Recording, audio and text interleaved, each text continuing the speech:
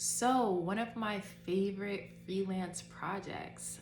So, for the past 11 years, one thing I can say that I have done consistently in the freelance space is I have been a freelance writer. I love to write. I've always loved to write. I'm a good writer, I will say. And it's been really cool to take on really interesting writing projects. So one of my favorite was a few years ago, I wrote a piece for Corporate Social Responsibility magazine because my focus has always been in business and diversity and inclusion and corporate social responsibility.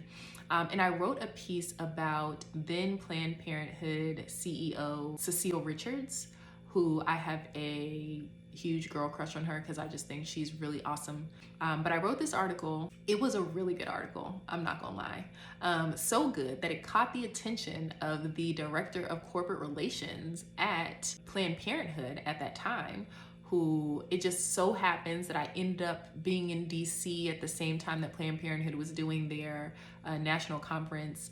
And I ended up meeting up with this director of corporate social responsibility at Planned Parenthood.